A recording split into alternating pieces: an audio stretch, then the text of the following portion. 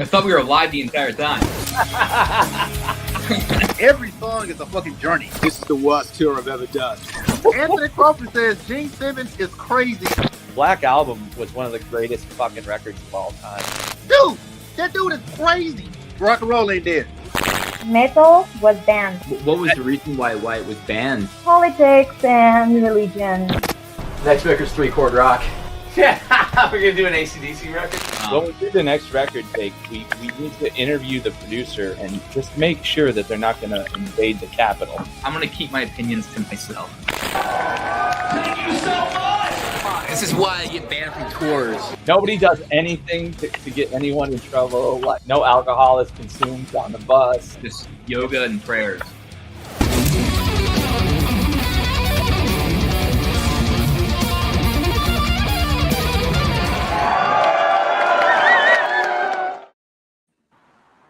Everyone, welcome to Witherfall Weekly. We have Dan Cleary from Stryker and Mr. Don Adams. Say hello. Don Adams from his bedroom. Oh my God, as you all have probably seen, we're gotten an email from us. We're going to be on tour with these fine gentlemen from our northern friends. Hell yeah. Dude, I was talking to Glenn Drover, and he had some high praise for you as a vocalist. Oh, nice. Hell yeah. I guess you sang on a song with his brother or something? Yeah, on their project that they were doing. Yeah, wicked guy. Those two actually have been like pretty stoked on our band for a long time, which is kind of nice. It's like, especially like early on when you actually have someone who, you know, you're like, oh, this is like a bit of a wheel or whatever. You know, someone you look up to and you just say like, you know, they send you an email and just be like, great job, guys. I'm like, sick. Nice. Guess we won't quit.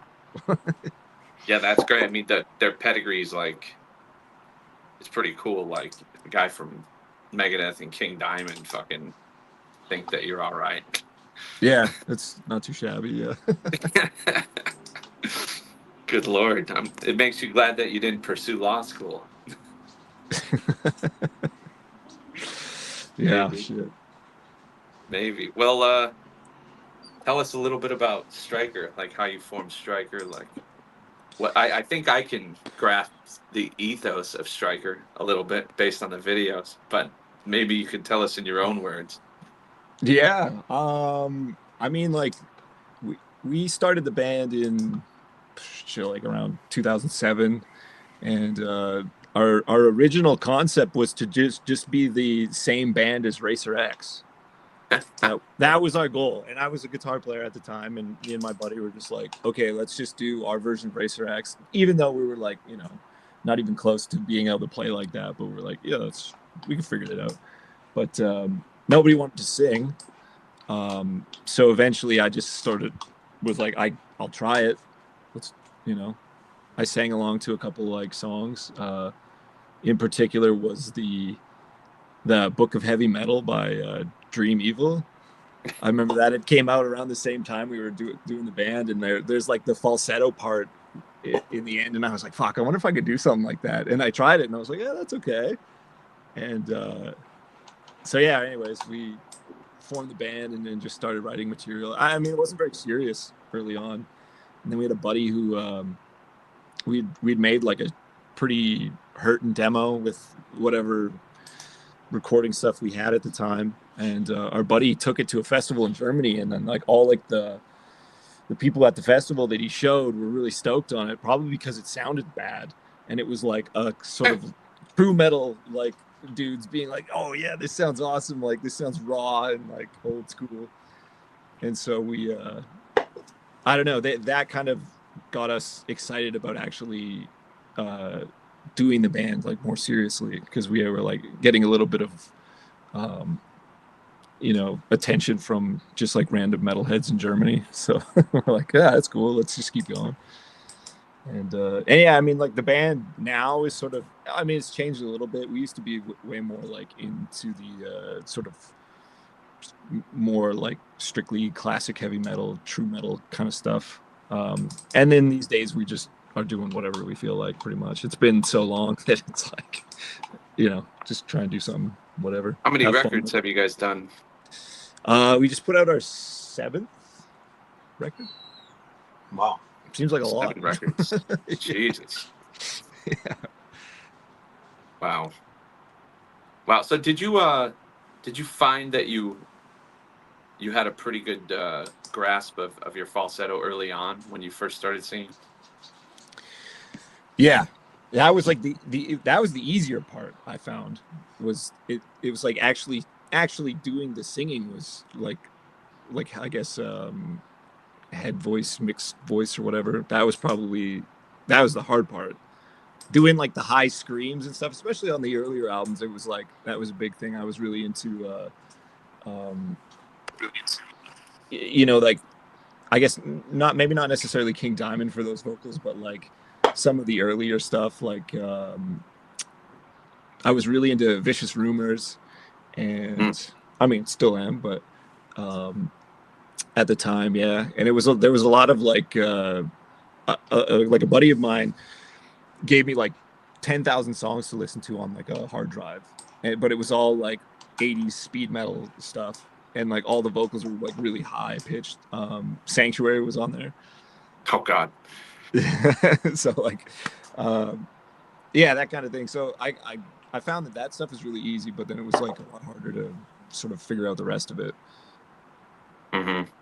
Trying to get around your break and get the mix right. It's like I'm still trying to figure it out. It's endlessly a thing, it seems like. Yeah, I mean, it's all dependent on what shape you happen to be in at the moment, you know. Yeah. Context. Yeah.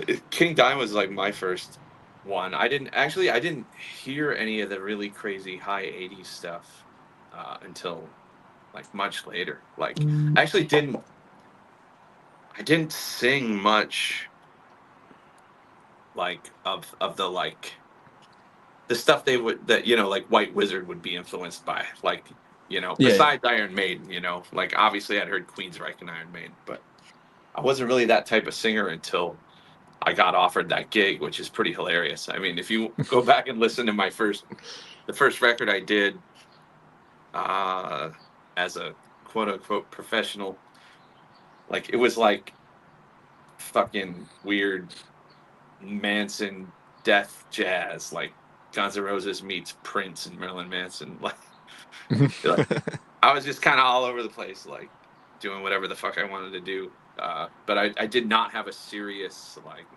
metal voice at all till I joined White Wizard. I guess I have White Wizard to thank for something. Sick. Yeah. Yeah. I guess a really high bar of tolerance is what you have White Wizard to thank for. You can put up with a lot of bullshit, you know? Well, I mean, yeah, I mean, I guess after White Wizard, like having the pandemic and your producer raiding the Capitol almost ruin your career, like, isn't that so bad? Another day at the office. I watched a bunch of Stryker videos today. Like, I think pretty much every video that was on YouTube. And I was wondering, like you were saying, you've changed over time. It seems to me that you've gotten funnier, like with the videos, or like I think you have more freedom to kind of, like you were saying, do whatever you want, which I think is interesting for metal, because there's a lot of very serious metal bands who don't get to do the kind of things you do with jet skis and bro, every video is going to be jet skis from now on. That's a tax write-off. Like, hell yeah. I love the video which is when you're just like, oh, what the hell are we gonna do for a video? I love the video where it's just you guys on the couch with the time lapse. Oh yeah, and you're just drinking the beers, 20 beers or whatever. And then you're like taping the beers to each other. I can't figure out why. That's a Wizard staff. You don't know that? Oh yeah, didn't know that. And then the pizza comes like halfway through the video. You go to the door and get the pizza. That video was good. And there was something else that was really funny. That time lapse one, and just they definitely get more colorful. Like where you kind of, I think you have more room to do whatever the heck you want to do. Yeah, we like, I don't know. It's metal is so funny because like early on we were very much like metal has to be this particular way that we like it. We didn't like metalcore. It was like only like traditional metal. It's like you know, the regular Iron Maiden, Judas Priest, that stuff. We were sort of like purists. And then eventually we were just like, actually, we're kind of not like that. You know, we kind of grew out of it pretty quick. And then, you know, but I think in that sort of sphere, there's still a lot of that where it's like, you know, traditional metal people want the bands to look like this. They want them to sound like this. They don't want them to do anything outside of that kind of thing. And we were kind of just like, we don't care about that at all. So we're just doing whatever we want. And I mean, like, it is so much more fun to film a music video on jet skis than it is to like, you know, like slog out, like doing the song over and over and over. Like we did one music video where we were out in the forest and it was like freezing. It sucked. I mean, the video looks really cool, but it was like, man, like to get that done, it was just like such a slog. So I'll take the jet skis. Yeah, because those videos have like, you know, you have some that are fairly conventional videos in the middle sort of section. Yeah. And then now you got the guy like coming out of the dumpster at the start of the video with the guitar. And like the dumpster's way more interesting. Human trash, bro. Yeah. Yeah. Oh my God. Eddie Head wants to know, Dan, how would you describe Stryker's sound to someone that's not familiar? I mean, I think we're sort of like just a mix of in the end, after even saying all that stuff, we're still just like a mix of sort of traditional metal sounds with more modern production. You know, we got there's a guitar solo in every song guaranteed. You know, lots of like I mean, most people would say we're similar to like Iron Maiden, Judas Priest, but I mean, our influences go from sort of, you know, even as far as like,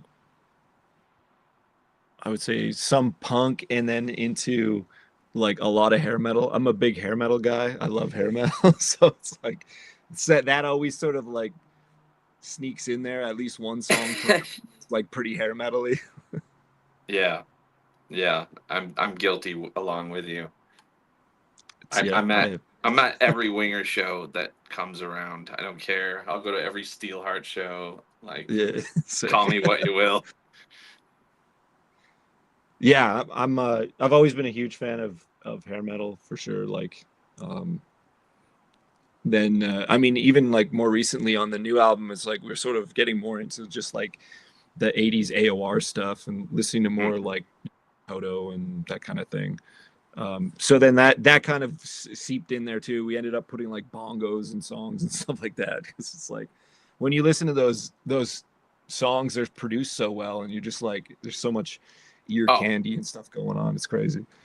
I mean, we used the guy that was in Earth, Wind, and Fire for our percussion. Sick. Yeah, like we're all about that too. Yeah. Yeah, hair metal gets such a bad rap. Like, I don't know. I think it's unwarranted. Honestly. Yeah, it's like I don't really like Poison, but I like all the other bands. Even Poison, man. Like, there's some good songs, and I might have to dig into them. I don't know. Yeah, there's some good songs, and fucking, you know, Brett, man, like that dude was a hustler. Like he made that band like into like a huge business, like from ground up, like by himself. They didn't have a deal. They didn't have anything. Like I respect that guy. Yeah, that's sick.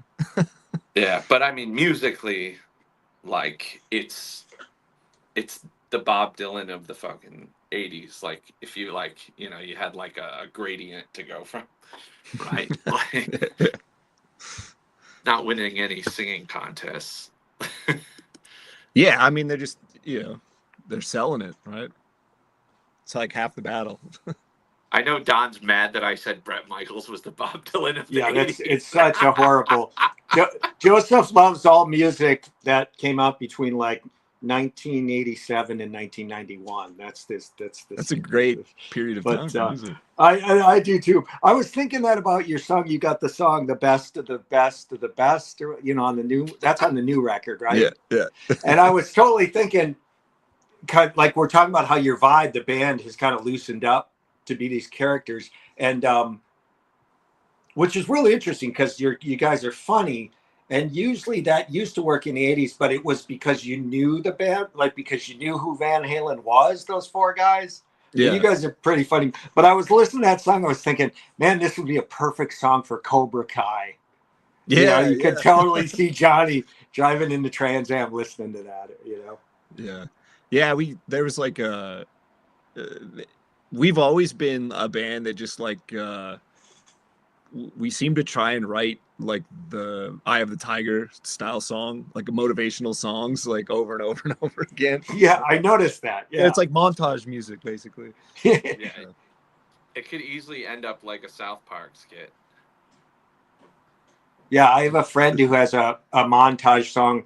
They got an instrumental, and then they just go surfing montage. That's the whole lyric. Surfing montage. So that could easily be a Striker song. We just just change the lyrics.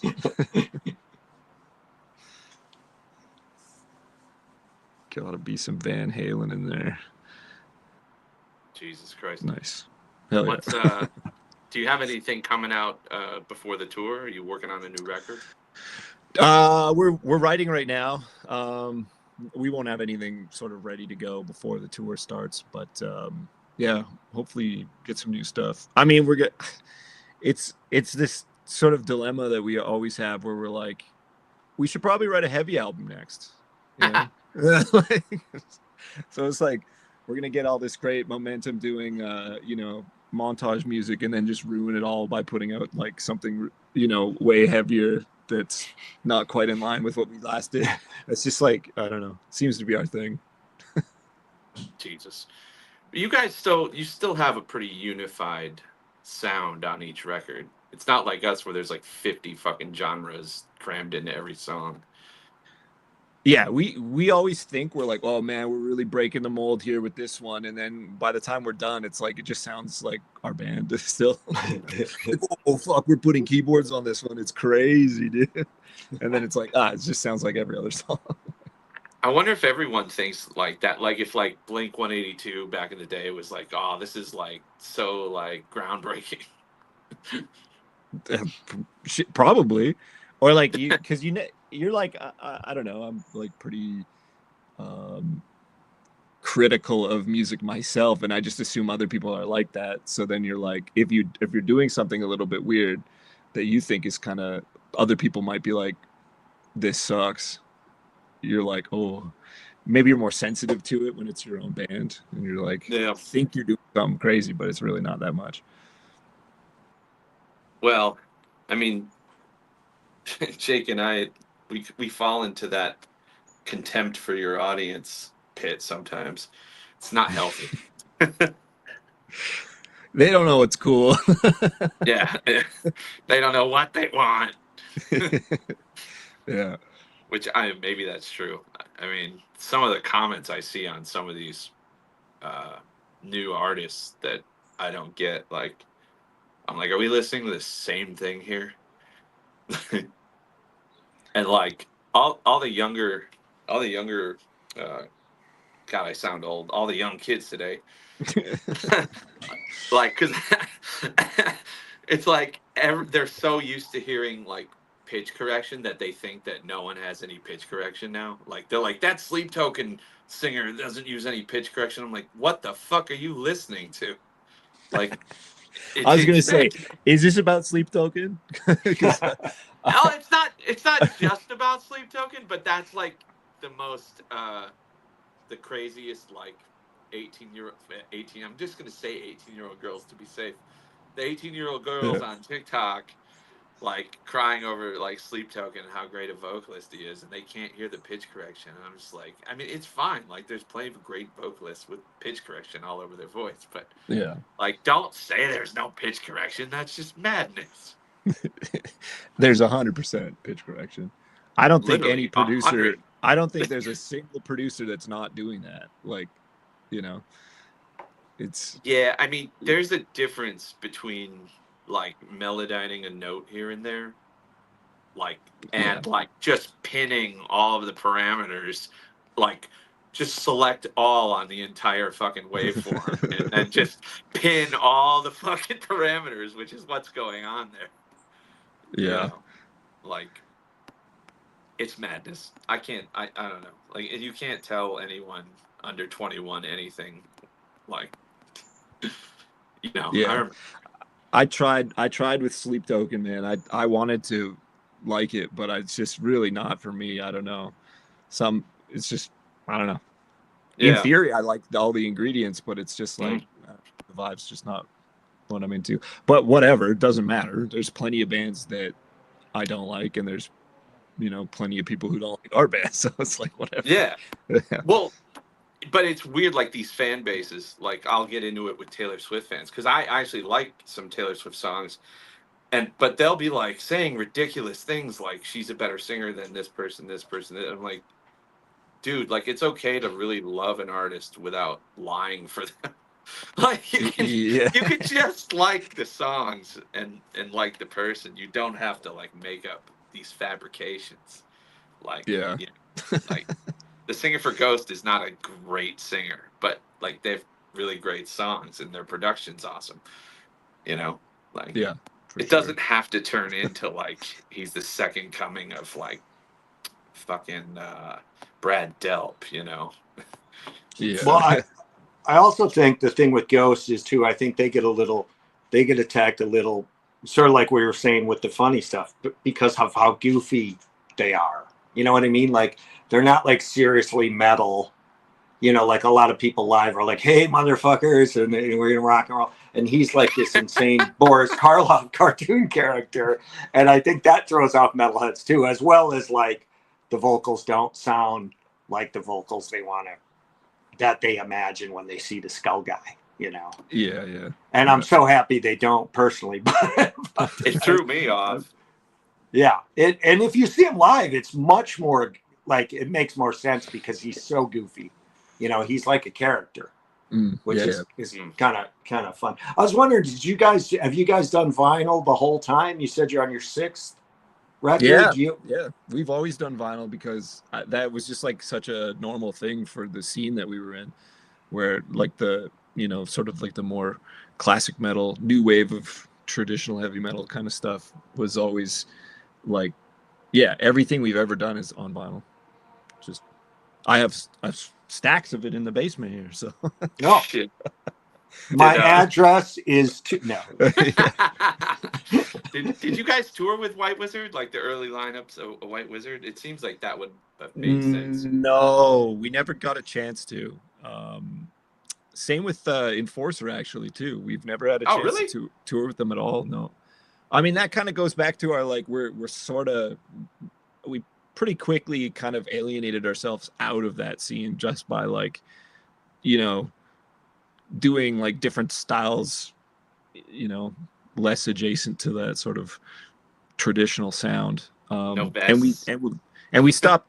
We kind of stopped dressing like it too. It's like, I mean, some of those dudes, like they just live it 100% of the time. They're like, you know, they've got the 80s gear on like all the time. And I mean, we're from like pretty blue collar place up north in Edmonton here, and it's just like we just don't dress like that. It's like a costume for us, right? Like it just feels weird. So we you know, we sort of don't fit necessarily with that vibe, but I mean, it would have been a great fit for us to tour with White Wizard, and we toured with Holy Grail, which is like adjacent.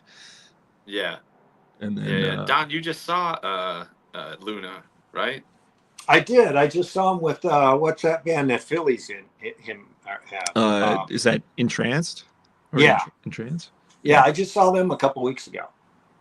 Nice. I like his vocals. You know, he's kind of like he's kind of like a Deep Purple kind of guy. He's a little less metal and more like hard rock, I think. Yeah. You know. But Yeah, Luna's also, cool. also, I was thinking way back then, even you had funny songs, right? Because you got the song where the beer keg destroys New York. Yeah. We've been on the bullshit for the whole time. Yeah. So that would offend like the hard line, you know. I glossed over that one. I have not heard that song. What song is that? It's fully stupid. Yeah. The keg that crushed New York. Don't ask me why. I mean, that was like a song we wrote like just out of high school. So we were just like, yeah, it was a weird one. Oh my god! And it's like a thrashy song too. It was just Oh yeah, I was working my day job today, so normally I would never have enough time to listen to this entire catalog and watch all these videos. But if I'm on the clock, I got all day to research your whole history. And you say you worked at the Department of Defense? Yeah, sort of. It's sort of. Yeah. Eddie Head says pitch correction won't make a bad singer sound good. Well, actually, pitch correction will make a good singer sound bad if it's used improperly. Yeah, for sure. Let's see here. Oh, there's Natalie. Hello, Natalie. You know, Don, Natalie was one of the first Midnight Rain shows. Like we played the Glendale Public Library on her birthday. Wow. Yeah, isn't that crazy? I saw the last Midnight Rain show ever. Mm-hmm. The one that it was in a hole in the wall, literally in a bar that had a hole in the wall. There was a guy with no face, right? Or no yeah, there was a guy with no nose. He just had like two pieces of tape, and he started talking to me about. He's like, the first thing he said to me is, "Have you ever read Roger Zelazny, who's a science fiction author?" And strangely, I had. So then I started talking to him, and the bartenders were like, "Do not engage, do not engage." Yeah, and the owner of the bar yelled at us because me and Joseph would converse between songs. Like I was just sitting at the bar. There was like 5 people in there. Yeah, and one of them had no nose, and he's worried about what we're up to. But yeah, I wish I had seen more Midnight Rain. I certainly saw a lot of White Wizard. Obviously, The best Midnight Rain show was at Club Lingerie, and we opened for Fifi LaRue. You might or may not know who that is, but he was the gothic killer clown. He's like the big fat dude that was on. Oh yeah, the Gene Simmons Family Jewels, and like Gene went over there like to like try to buy some memorabilia, like some Kiss memorabilia, and then the guy was like wouldn't sell it to him. He said he wanted to open for Kiss on tour. That was the only thing he'd accept. Wow, hell yeah. Didn't work.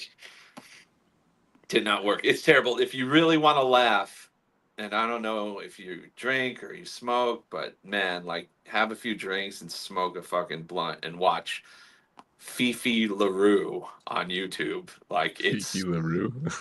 Fifi LaRue, the gothic killer clown. It's a Hollywood thing, man. Like he was around since the fucking 70s and just wouldn't give up the dream. But it's like some people just have such terrible ideas, but way too much tenacity. This guy looks fucked. Nice. Yeah, I showed that to Jake. Oh my god, what? Jake will not be wanting to play my Witherfall guitars, or my Midnight Rain guitars. They're weird. And we're not fucking Game of Thrones, Natalie. God. It's funny, like everyone thinks like that's where that name came from, and I don't even know if that show was. Maybe it was out. I don't know. I think it was because I remember us later going, oh, that's the name of the place, but it's not. It's not. And then, it's a pretty good name, because it's hard to. Yeah, I'm sure you try coming up with band names. Your name's pretty good. I'm surprised it wasn't taken, Striker. Yeah. I mean, it was. Oh yeah. There was an 80s band, but like when we started in like 2007, it was like, you know, we looked up as much as we could on whatever websites. Like there wasn't, I don't even think there was Metal Encyclopedia yet, or if there was, No, not yet.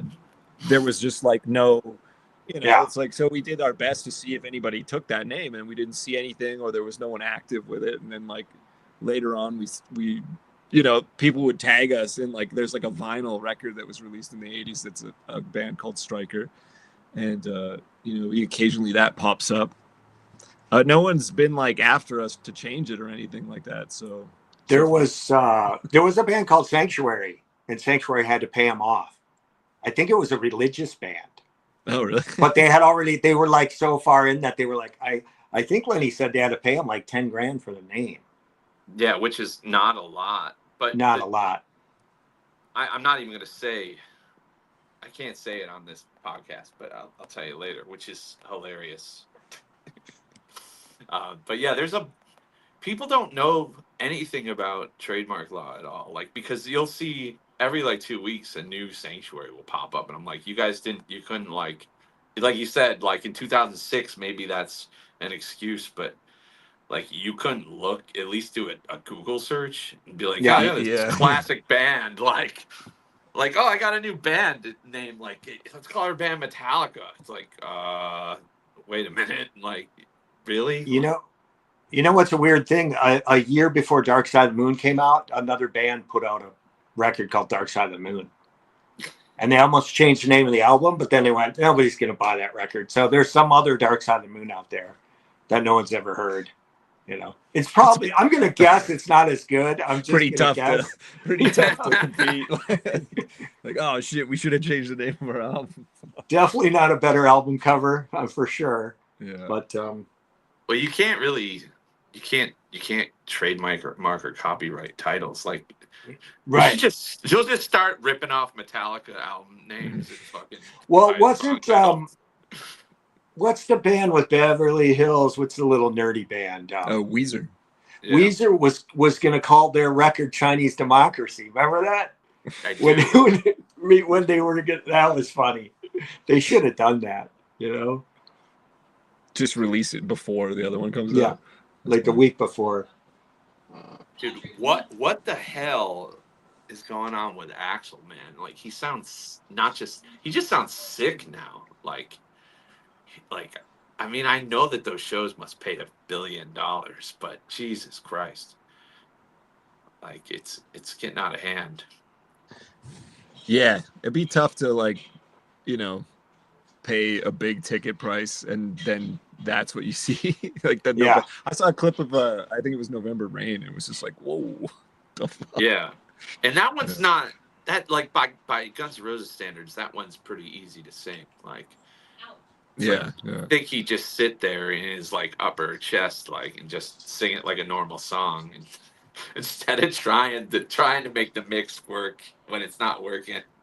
Yeah, it's like, oh, Axl.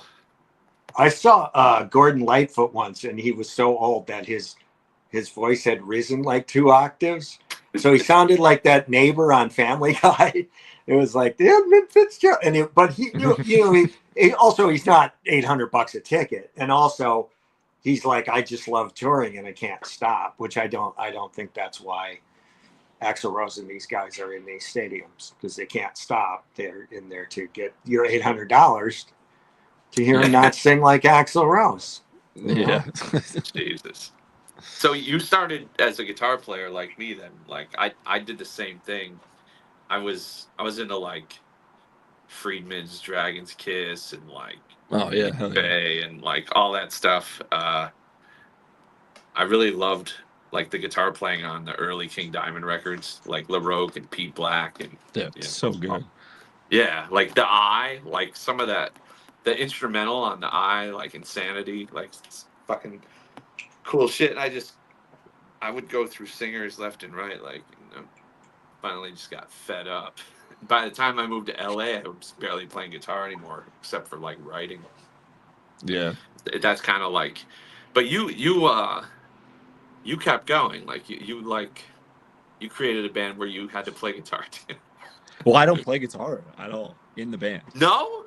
No. Why Oh did wow. I always No. see you with a guitar. I have a bunch of guitars, but like, What am I looking at then? Now I'm really fucking confused. Yeah, Are he you sure? gave it up for the jet skis. Now it's yeah, all jet I skis. get 2 hands on the jet ski instead. Yeah. Oh my god. I still have not seen the jet ski video. Oh, it's great. Hold on. I'm gonna put that in the comments. What's the name of that song? Best of the best of the best. Ah.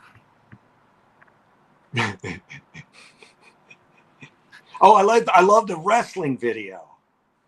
that What's fucking the hurt. wrestling video? They literally wrestled a dude, and the guy's throwing them all over the place. Dude, we got it's amazing. punished. We got slammed so bad. I love there's just a shot where the guitar player just flops with the guitar, Yeah. like in the middle. Yeah, that video is really fun. Taking a bump. Yeah, we Yeah. actually like so the guy who the wrestler that we went and filmed with, he's like, I'll do the video, but you got to come in for like a 3-day primer course on like how to fall and like all this stuff. And it's like 3 days is not enough, man. Like I got just shit kicked out of me. It sucked. And then our guitar player Simon, he took like a big power bomb and it like knocked him out. Yeah.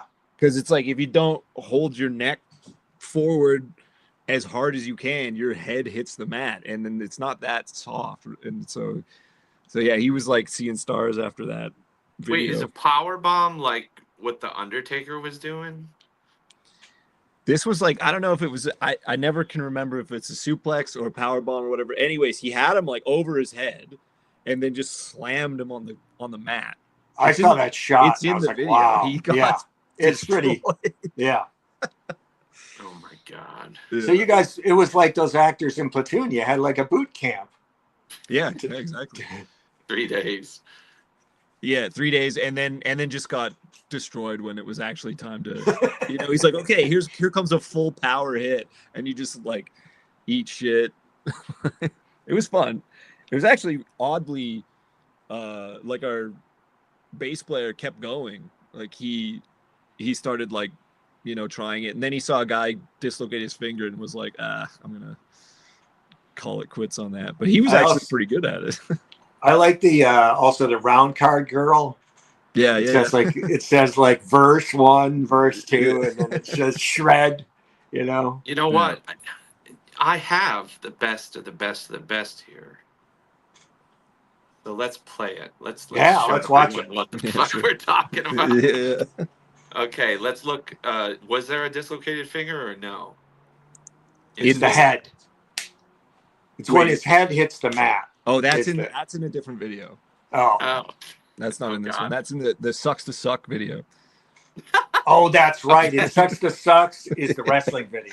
Okay. This is Yeah. Beavis and Butthead song title. Okay, so here is the best of the best of the best by Stryker. Best of the best of the best!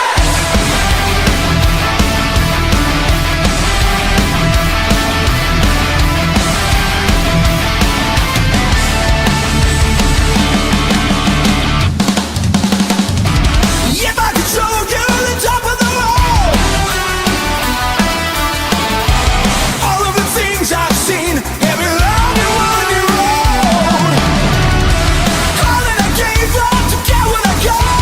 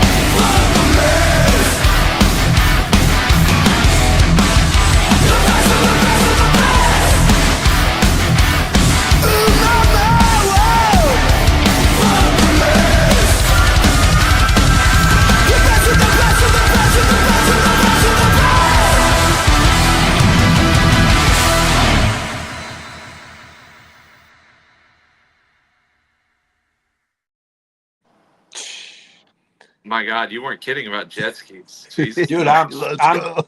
I'm moving to Canada right now. You get me one of month them. of that, tops. 1 month. Yeah, exactly. Yeah. What body of water was that?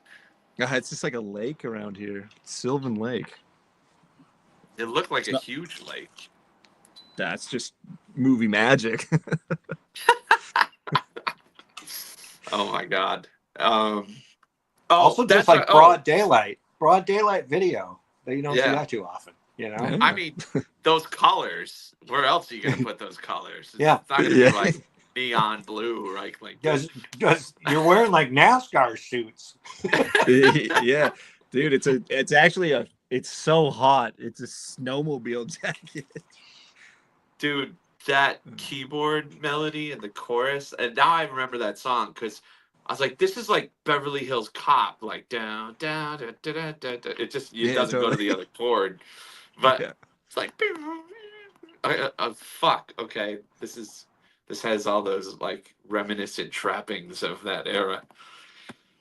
Fucking, I used to have to, I mean, because that movie had nudity in it, so like it was in my dad had like a separate shelf for all the R-rated movies, like on VHS. So Nice. and, The like, top shelf. it was like a completely different like vanity, like that you had to go into, like the closet, like shit that you can see anywhere now. But I miss the '80s. It was a good time. Don was very around. in I the was 80s. alive. I was in my early 50s in the 80s. But those were the days. Oh my God. Let's see here. Great song title, Sucks to Suck. That Fiero. My niece had a white one. Eddie's going to be at both of the shows in Texas. By the way, for anyone listening, Stryker, Witherfall, God damn it, Enforcer, and Rhapsody of Fire will be on the road this September. You can come and chase our respective vehicles. I'm guessing that the two headlining bands will have nicer vehicles than we would. I suspect, yeah. Well, they got the went with- jet ski trailer. You know, they got to put Dude. all the jet Dude, skis the behind. cost to bring the jet skis is crazy. That would be amazing, though, if like someday you could roll up on stage in like a little waterway on a jet ski with a Like Stryker Halford, logo, like a Halford Halford. Yeah, man. That's the goal is, you know, if we You gotta play a water amount of park. success we can get, we'll just turn it into more and more ridiculous shit. Let's see here. Eddie likes that song. Nice. Axel, yeah, Axel. Dan, can I have some pizza? What? There's not. I ate it all. Oh, Don, was can eating- I have some pizza? When the video started, I immediately went for the pizza.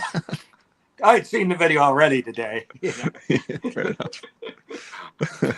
Christ, what the fuck? This tour is gonna be ridiculous. Ugh. Yeah, it's gonna be a blast. It's like I love touring around in the States, man. It's so much fun. You know, it's provided we get in and everything okay. We have our visa already confirmed. We just gotta like go in. We're doing a festival next weekend in Wisconsin. so Okay. we're gonna get. Wait, you're doing the Ty's thing, right? Yeah. Okay. I was gonna ask you about that, like how that process went for you guys, because I know a lot of people are having some troubles. It's never been. I don't think we've ever had a problem with it. The only time we've ever had an issue was, it was right when Donald Trump got in, and we were crossing the border to get into the States, and they were like, "Do you have any merch?" And we were like, "We have a small amount of stuff with us. We have exactly the right amount of stuff, sir." And then they're like, "Where was it made?" And we were like, "The patches we had like, I don't know, 100 patches, but they were made in China." Yeah, of course. And they were like, "Kick rocks!" like you guys can't come in with your Chinese patches. It's like 100 of them, and like, oh really? yeah. So they denied us entry because because of that, they like said you can't bring any merch in. So we had to like scramble to get merch printed. We had to leave our merch and then get it printed, more merch printed for the tour that we had to pick up. It was just like, man, what a fuck around. But I mean, that was just like one border agent being like kind of a, you know, whatever. But other than that, I mean, it's expensive. Like to get a visa is just like $8,000 or something like that now, if you want to get it like on time. Yeah, it's crazy. I've had, actually the only country I've ever had trouble like getting into was Canada. Like I was on a trip, and I always carry like my studio gear like in big drum cases so that I can work wherever I am, like in hotels and stuff. And I drove from like Burlington, Vermont up towards like Quebec, like that tiny road. It's like a really small border crossing. And they stopped me and questioned me, and they looked through my lyric book, and like then it was on, dude. Like they were reading all of my weird shit, and then they opened my. I still like, I'm the only one that keeps like an analog planner, like a paper planner, and I had written like what city I'll be in on what day, so it's like Quebec on Saturday, Montreal on Sunday, and then after reading like my suicide ballads. Like they were like, look, he's going to Montreal and like he's talking about killing himself. Oh shit! They literally questioned me for like hours. Yeah, they thought your lyrics were like a manifesto. Dude, absolutely. I could see it. I could see the confusion there. They called their supervisor. We were there for 2 hours. It was that sucks. Insane. I'm like, dude, I'm not gonna like go to Quebec to make a political statement. Like, they're like, what is this? What is this? Dead girls don't say no. Now, what does that mean? I mean, that is a song. Gojo, I can't pronounce your last name. I think this is a question. It's also a statement. Jackson, USA, basic guitar. Please clarify this, Gojo. I would like to address the guitars that those guys were using in the video are at least I think they're both USA made Jacksons. Mm-hmm. It's a big deal, I guess. It is, especially if it's from the custom shop. Yeah, well, they actually both got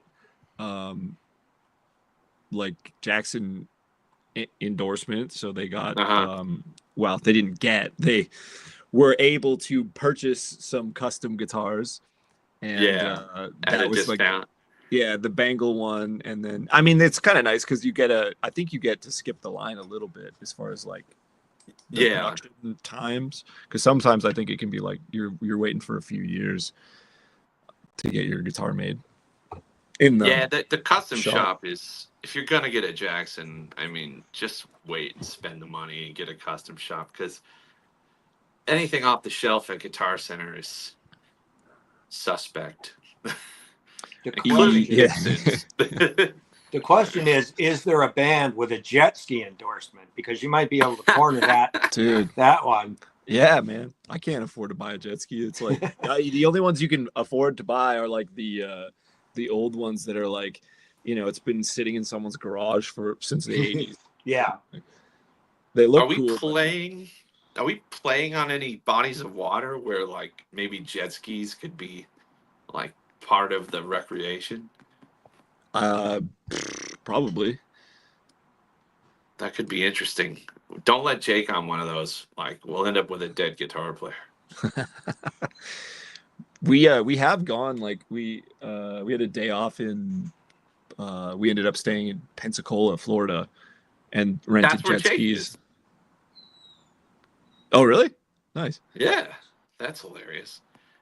We love Pensacola. It's like it's right in between like two stops where you would play. Like there's sort of nothing in between. So a lot of the times, like the tours won't have any show booked. It's like a travel day, and then it just so happens that that's sort of halfway between the two cities.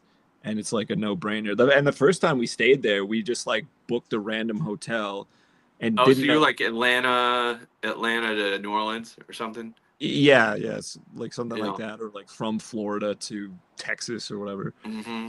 But Yeah, like anyways, we were there and we ended up renting jet skis, which it felt like they were a lot faster than the ones they gave us up here. Like took the limiter off or whatever. Oh my god, it's the meth in the water. That's what USA style, baby. Let's go. There's actually a great venue. Remember that venue in Pensacola, Don? Oh yeah. Yeah. There's a really great theater there with like killer sound. The green room is the biggest green room I've ever seen in my life, including in like Europe.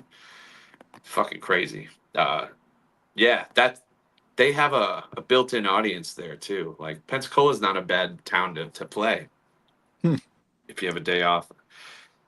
I'm felt okay. Hold on, I'm gonna attempt this. I'm felt in love with in guitar of Jake Dreyer with Purple Flames.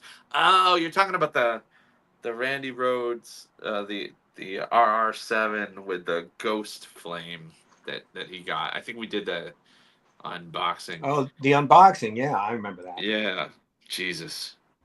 Yeah, that is a cool guitar. Absolutely. Anything with Ghost an empty neck. Flames, eh?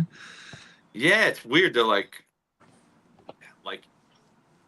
purple, but like they're not. They're like they're very dark. Opaque. Yeah, I know. Yeah. I know exactly the guitar because our one guitar player earlier on, who's not in the band anymore, he had a Ghost Flame King V. Jackson King V, and he hated how it looked. He loved how it played. He didn't like how it looked. But the styles have changed. Now I bet he would think it was sick. But back then he was just like, "Oh, these are so lame. These like boomer flames on this thing." You can barely see them like on this one. Like, in fact, I think Jake plays it in one of the music videos. You can't even tell there's flames on it. Like it's weird. But that guitar is one of the best sounding guitars for rhythm tracking I've ever heard. It's just, I don't know. It's got some insane like mid-range frequencies cutting out of it. Like it's fucking weird. Like just randomly, you know. Like sometimes you just pick up a guitar and you're like, what happened to this guitar? Like what fairy tit did this thing like nestle into? You know, like, it's got the mojo. Yeah. Yeah. Jesus. So what are you guys doing before the tour besides writing? I mean, we're doing that one festival that's like this weekend coming up. Mad with Power. Yeah, Mad with Power. And then nothing else really for the summer. Just chilling, watching the hockey playoffs. That's very Canadian. Christ, dude. Our drummer loves hockey. He's from New Jersey. Oh, nice. But he sustained an injury. Someone high sticked him. Oof. Pretty bad. Is it still called high sticking if you get hit in the shin? No, that'd be a slash. Well, they slashed him to the point where like his bone like was separated. Oof. Yeah. So he's been recovering for quite a while. He was fine on the last tour, but it's like no. We're trying to get him to take up golfing. Yeah. Yeah. But then someone could fuck you up with one of those clubs too. You get golfer's elbow, man. Golfer's elbow. That'd be bad for a drummer. Golfer's elbow. It's from lifting the scotch glass while you're fucking walking down the fairway. Oh my god. Well, that's cool. So you guys are writing? Yeah. Right now we're just writing stuff. It's pretty early stages, sort of trickling in, getting like little ideas here and there coming in.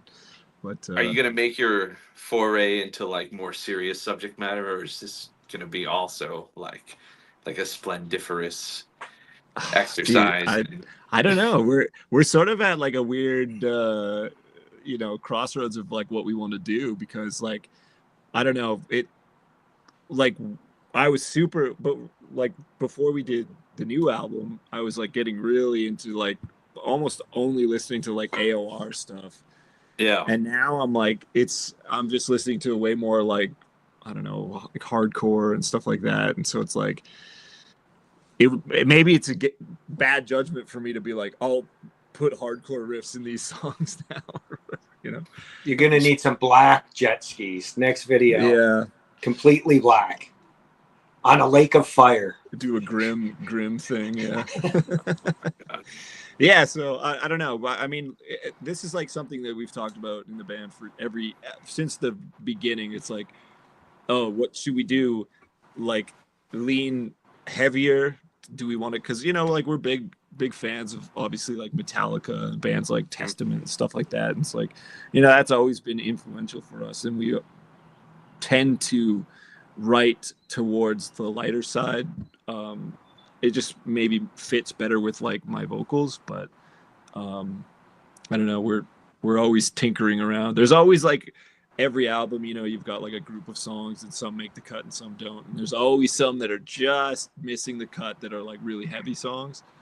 And then we're like, it would be fun to play those live or whatever. But yeah. Well, I don't know how you are, but like whenever like we're traveling or on tour, like I get a lot of ideas just walking around. Like it's kind of my favorite place to write. It's just in between places, Yeah. Maybe we'll come up with some good stuff on this tour here. Some good lyric ideas. Shit, they're all gonna be like backward slaps against us. That's These guys only drink wine, bro. Where's the light beer at? Oh, dude, I drink some beer. I'm unrecognizable after 3 weeks of doing it.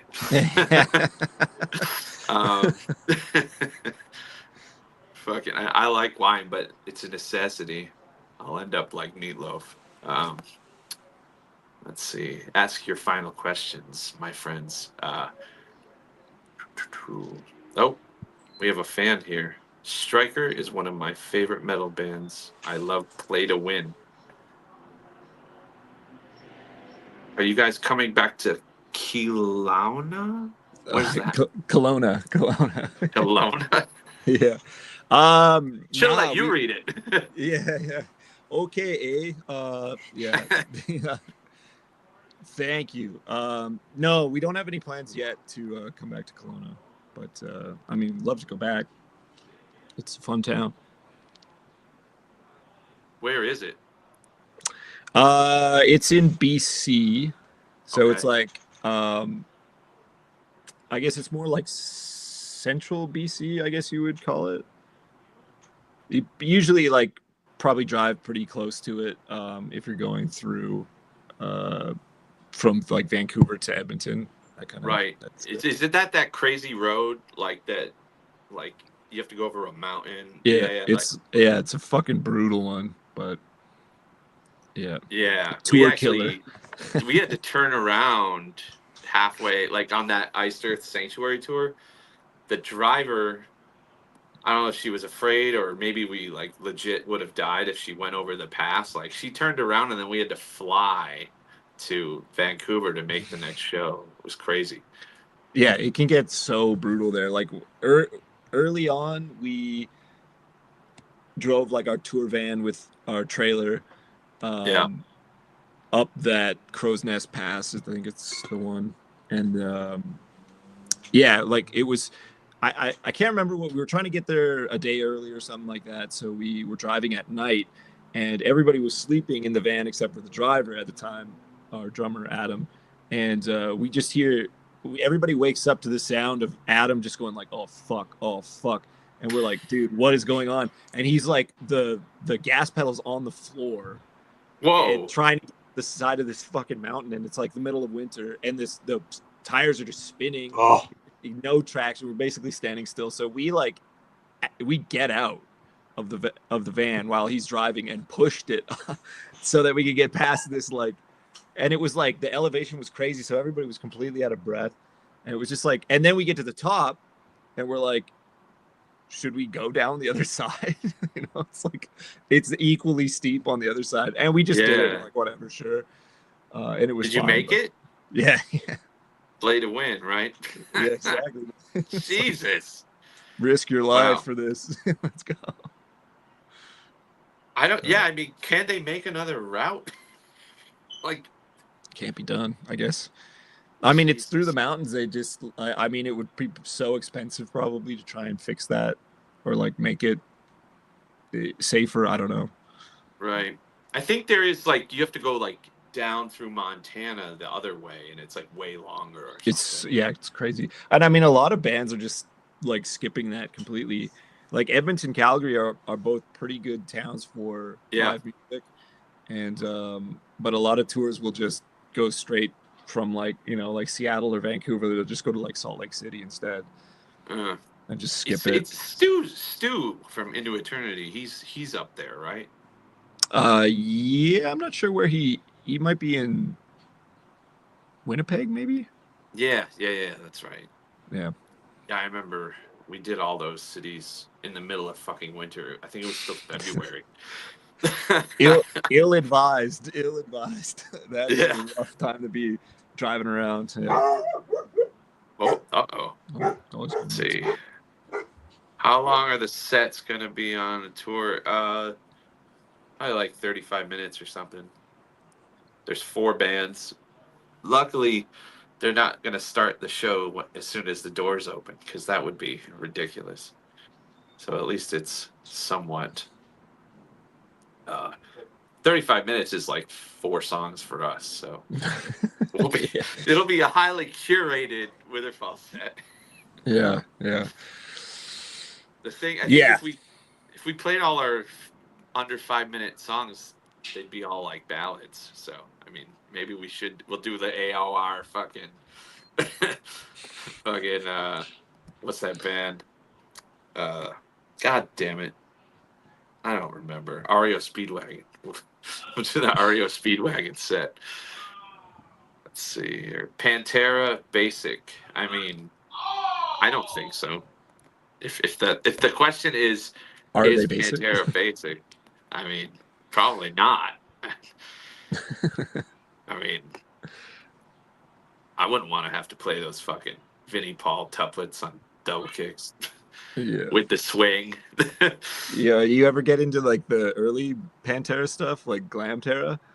Oh, you like power metal? Yeah. Yeah, I Phil was on. That's the real shit.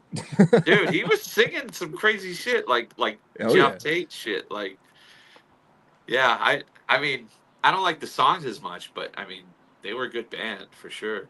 I bet those Texas shows were pretty insane back then when he was Diamond Daryl. Yeah. Was it Rex Rocker, right? Like was yeah. So Rex Brown was like, yeah. I love Pantera, but oh my god, I just remember the first time I saw the photo like of them all like dressed up like that. I was probably like 13 or something, and I refused to believe it was Pantera. I'm like, there's no way that they're dressed like Van Halen, because they were literally dressed like Van Halen. Oh yeah, like the really early stuff was like so glam, and then they like by power metal they had sort of decided to be more of like a denim and leather kind of band. Yeah. But, Yeah. I mean, Vinny's outfit was, I think, the most ridiculous, mostly because of the hair. Like his hair was basically a fro. Yeah, it was crazy. Phil Anselmo Yeah, I mean, Phil for a good stretch of time was pretty untouchable. Like especially for pioneering that like really mixed aggro thing, like there weren't a lot of guys that were doing both like death vocals and like crazy falsetto, Yeah. Cowboys from Hell stuff. Pretty crazy. Yeah, absolutely. Pantera wanted to be Van Halen, Vinnie Paul, and Eyeliner was terrible. Well, weren't they like crazy Kiss fans too? They're big Kiss fans. Absolutely. Yeah. I think Dime had like Ace tattooed on his chest or something. Yeah. Like the makeup. That's so funny.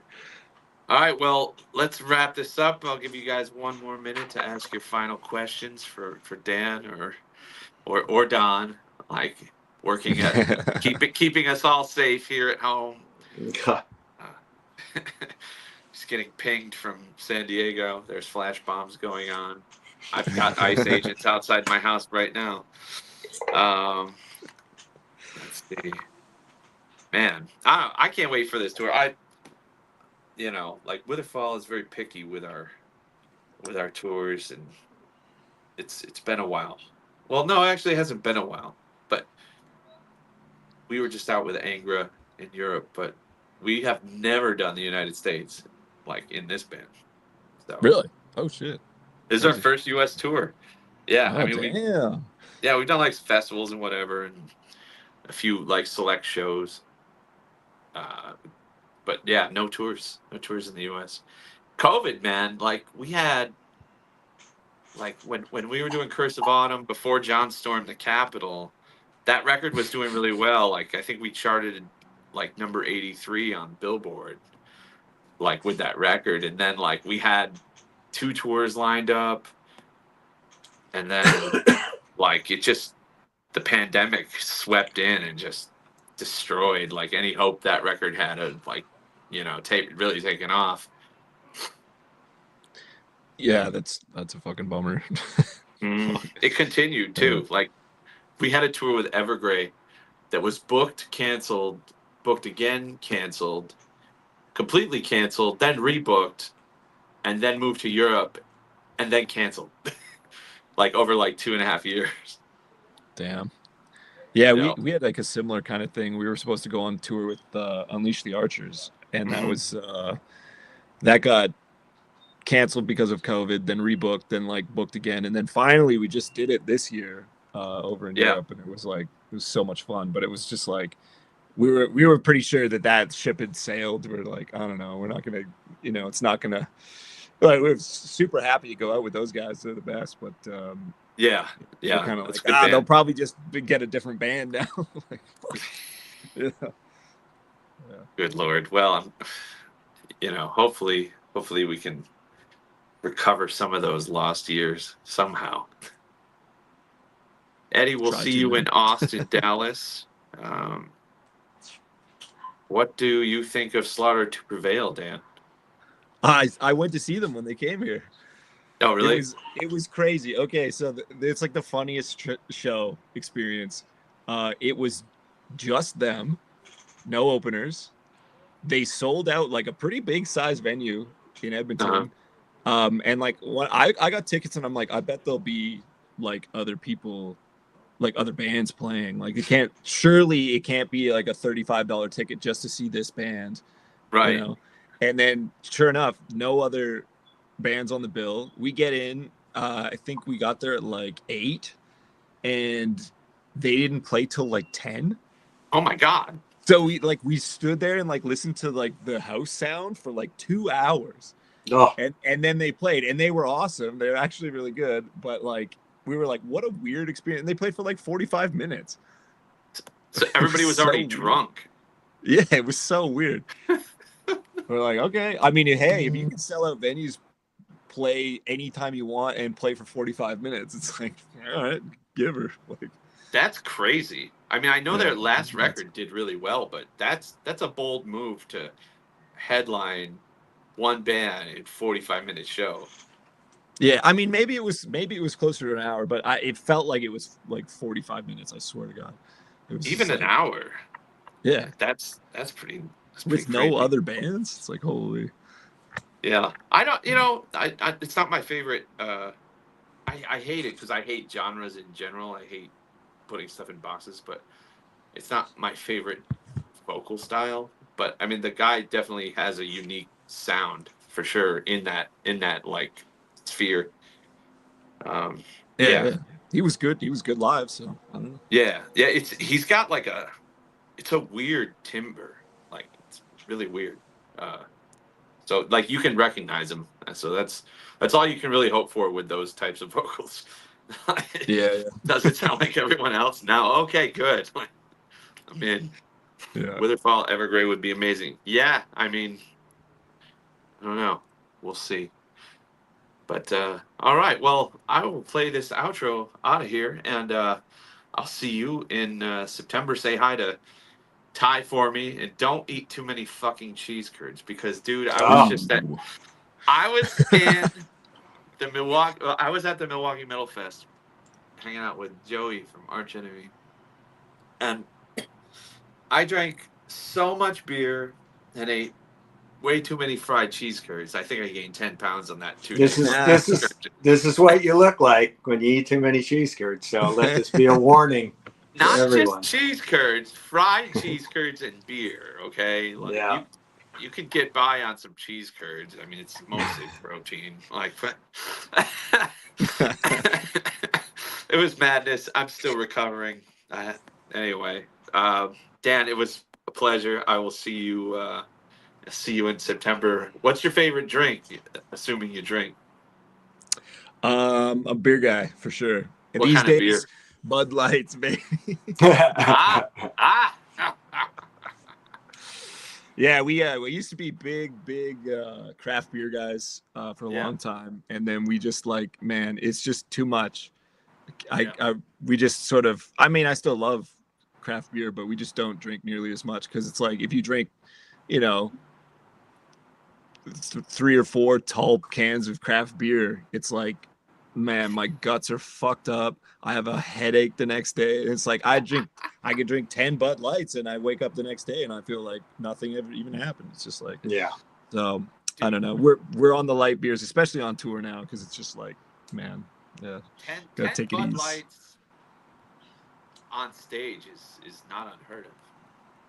Like, for vocalists, like, it just it relaxes you. Like, you're not straining. Like, you're getting silly. Get in the zone. Yeah. All right, everyone. This was fun. Assuming there's no more questions, I'm gonna play us out of here. Good luck. I'm gonna come to Texas. Oh yeah? Nice. All right. Well, Mr. Adams, we'll see you in Texas as well. Yes. Good Lord. All right, Dan. Awesome talking to you. Thanks for coming on. And talk soon. Thanks, man. All right. And Sometimes the world no longer needs a hero. Sometimes what it needs is a monster.